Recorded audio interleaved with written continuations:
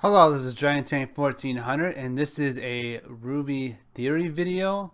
Now, it's kind of weird that I'm doing a RWBY Theory video. I haven't done any videos on RWBY at all. I actually just watched the entire series last week for the first time. In 2 days, I watched all 3 volumes. And I'm excited for the 4th volume. Anyway, I looked up like a lot of theories. I'm sure I didn't look them all up. However, I've come up with like an idea that of the events I really think will happen, and really focus around Ruby and Jaune, the main female protagonist and the main male protagonist, and what I think like the future will actually hold for them. Not necessarily in Volume 4, but like Volume 4 onward, pretty much. Now, I don't think I'll do like another video on RWBY. This might just be a one-time thing. It might be a many-time thing. And I'm not really sure if people have actually discussed this theory before. I've watched a lot of theories, but it's like I said, I can't really read them all like in a week or whatever. So I'm sure someone's come up with this, but I've come up with this kind of on my own. Well, most of it anyway. Now, the theory starts off, I want to talk about like the chess pieces.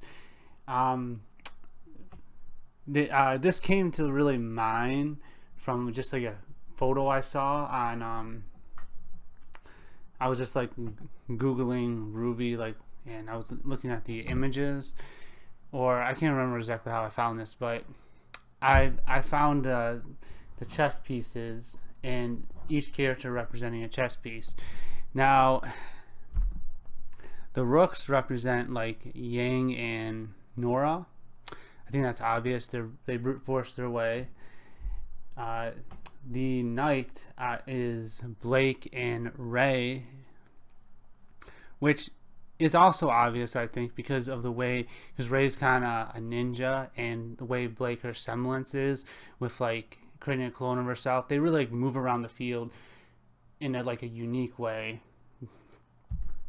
The bishops are Pyrrha and Weiss, and I think it's more, this is like definitely more associated to Weiss.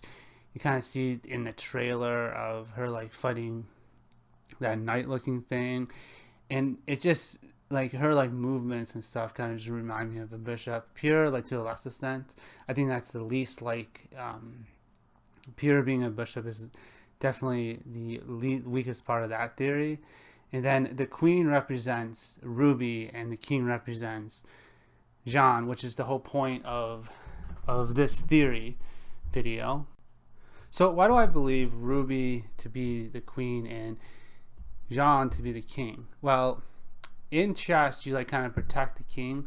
I think that definitely the analogies start to break down here, because I don't think that will end up being the case. I think it will end up being the reverse, where Jaune actually protects his other teammates. But I'll get more into that later. RWBY being the queen, she's the most powerful piece on the board, and I believe because of, spoilers, because of her gray eyes and her power, she will definitely be the most powerful character by the end of the series, without a doubt. And I actually think Jaune will be the second most powerful character in the entire series. And there's like a lot of theories about what his semblance is, and like what he's gonna do, and the whole thing with his name is corresponding, him being based on Joan of Arc and everything. There's like a lot of different theories, you know, oh, that he'll die and all this different stuff. Now, I don't know if he's gonna die or not.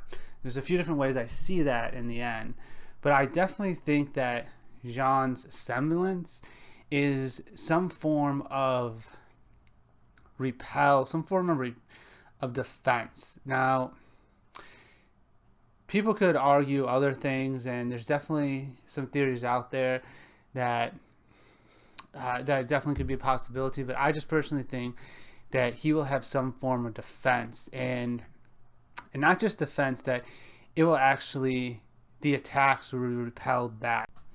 So this being said, I think what will end up happening is that there's going to be like some kind of fight going on, And I think Cinder and Ruby are gonna fight, and Ruby's actually gonna be beaten, and she's gonna, like, during the battle, lose her sight and be like trapped by rocks or something, unable to move, unable to like defend herself, and I think her aura is going to be depleted at this point.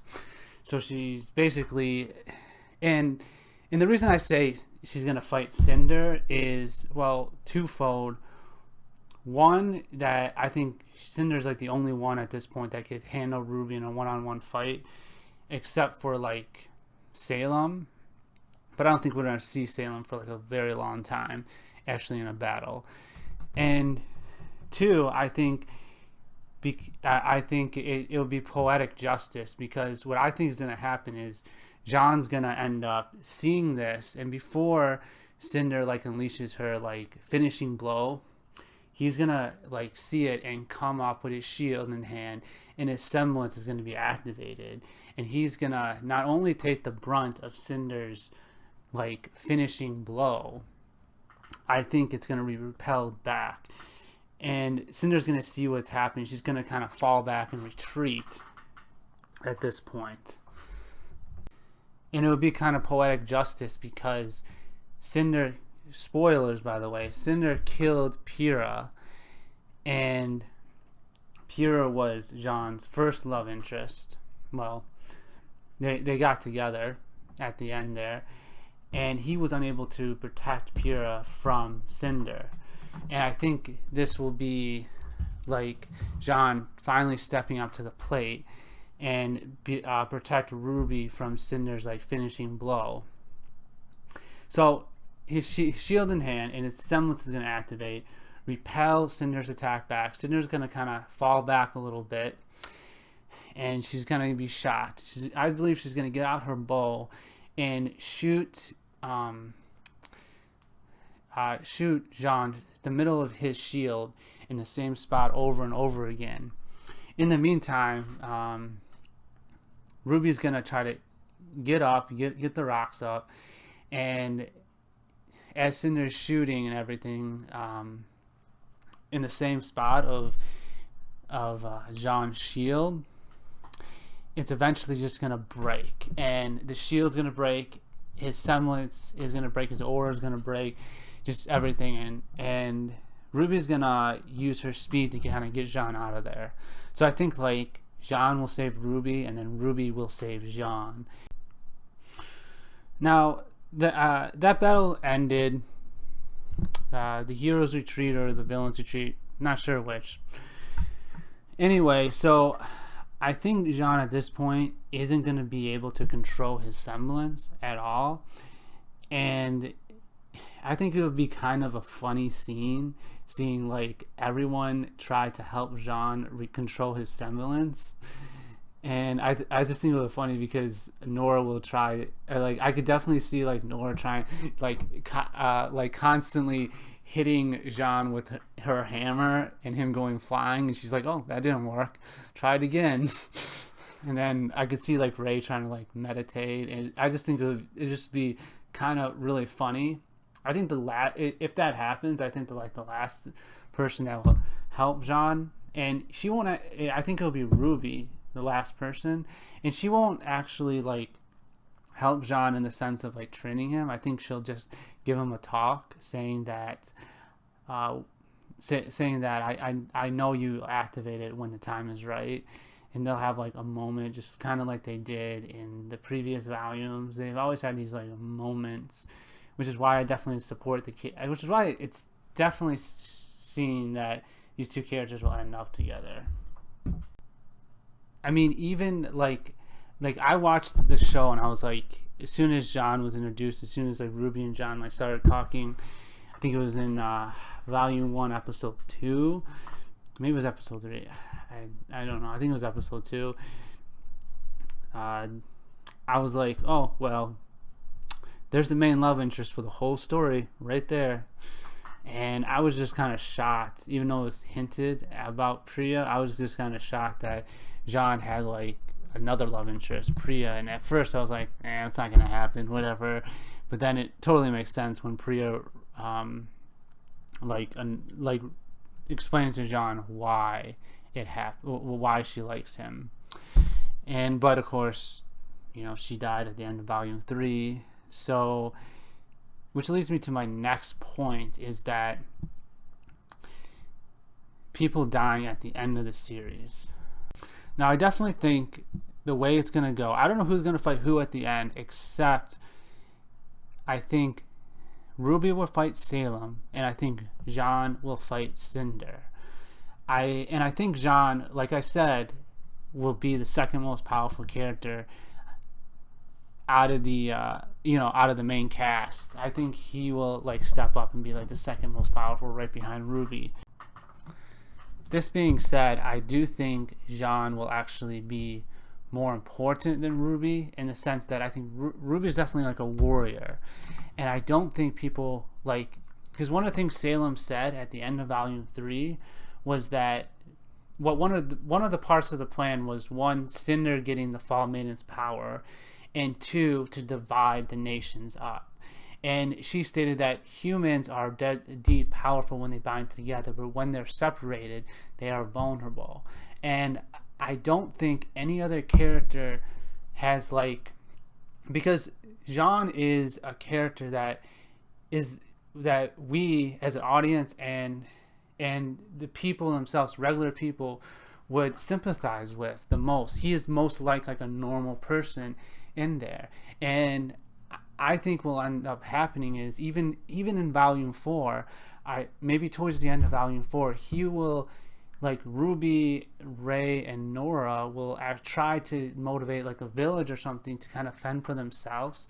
And I think they will fail, but I think Jaune will give a motivating speech, and they will end up taking up arms of themselves and be able to defend themselves. And he might even say in this speech about him kind of cheating his way into Beacon and stuff like that. So I think Jaune will definitely, I mean, he's based off of Joan of, and I think there are some similarities, and I think the analogy will break. Like I said in the previous analogy about the chess pieces, there's a point where the analogy breaks down. And I think this is kind of where I'm not sure exactly where the analogy will break down, but I definitely think he will rise up the people together. That's Ruby's the warrior and he's the king. He's the leader.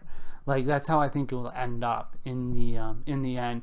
He will be the one that will inspire the people to join together, inspire the nations to join together. And it's only because of this that they were actually able to fight off the army. Now, back to what I was saying before, I definitely think Ruby is going to fight Salem at the end. And by the way, if there's someone else above Salem, I hope there's not, because I would actually get upset. Because Torchwick, I understand he's the pawn, he took the fall, and when you were dealing with Cinder, you kind of get this feeling that you kind of knew that someone was above her. So I get that. If someone is above Salem, I'm going to be a little bit upset about the story, by the way. I hope not. Anyway, so I think Ruby will fight Salem, and Jaune will fight Cinder. And I think Cinder will end up seeing Jaune as a very potential, basically a potential threat that needs to be eliminated before he becomes too powerful. And this is, of course, before the final fight. And I think she will target him at points in the battle to because she'll see from the battle I talked about before, when he saved Ruby, that he could potentially be one of the most powerful foes. So what I'm saying is that I think Cinder and Jaune will have their fair share of battles within the course of the series, and I think it will definitely be them two fighting at the end, and I think Jaune will end up winning, of course, to kind of make up for not being able to save Pyrrha at the end of volume 3. Now, how is this battle going to go? I personally don't know for sure. I know Cinder and Salem will be defeated, but like at what cost, I'm not sure. Like I said, I definitely think Ruby and Jaune will end up together, will be together like at the end of the series. Whether or not they both live, though, that's another story.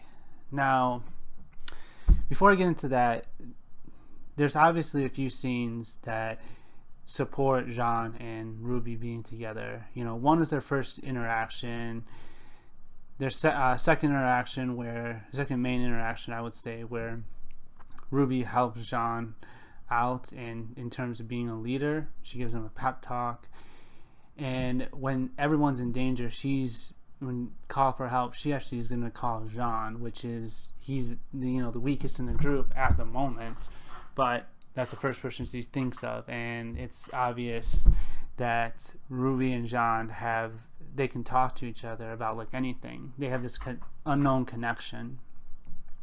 So that being said, like, who do I think is going to die?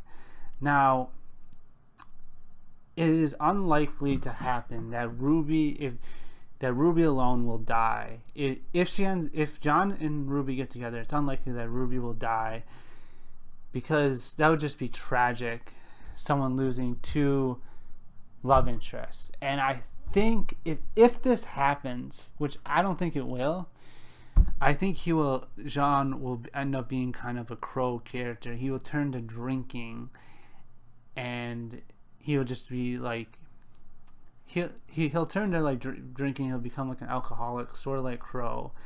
And I think Crow will end up giving Jaune a pep talk, saying, "Do you really think Ruby would want you to be like this?"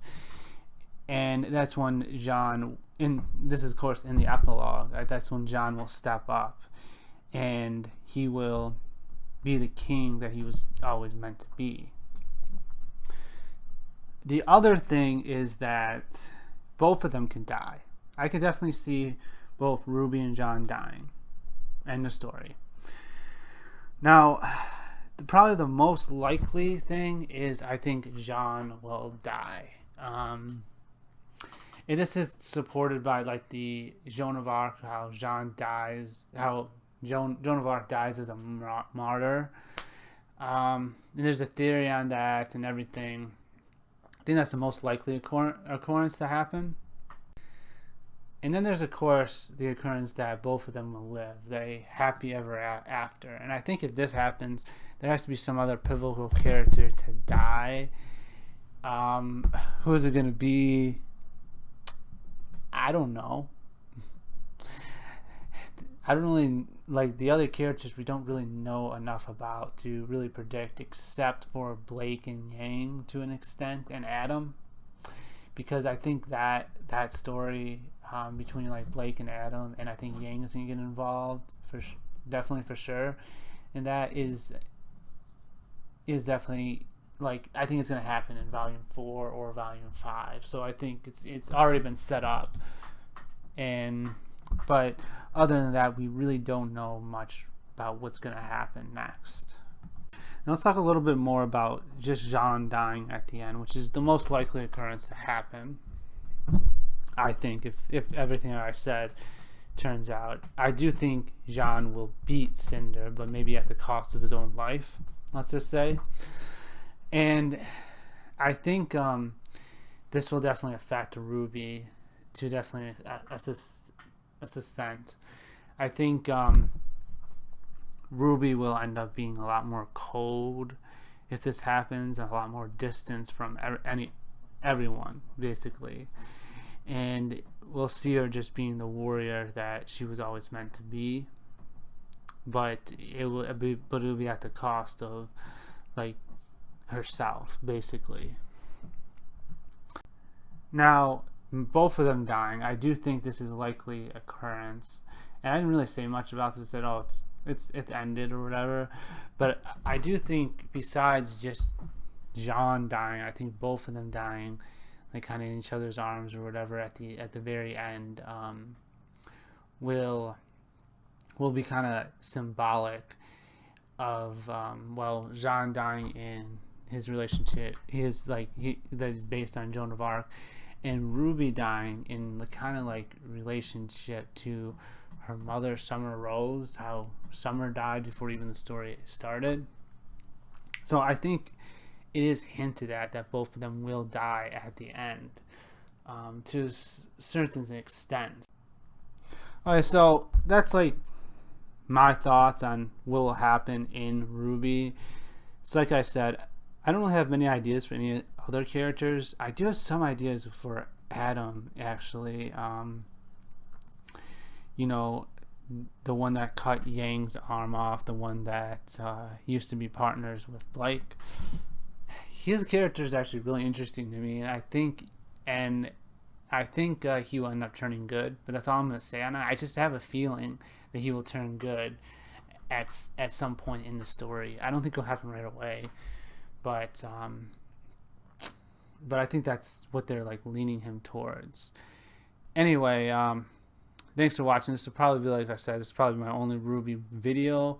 I'm gonna put it up there anyway. It's just a theory I came up with. I'm sure people have thought about all this before and what will end up happening. I'm sure this is not new. I just thought I would share it. Anyway, thanks for watching. Hope you guys enjoyed the theory. See you in the next one. Well, there won't be a next one of this, but see you in the next video. Bye.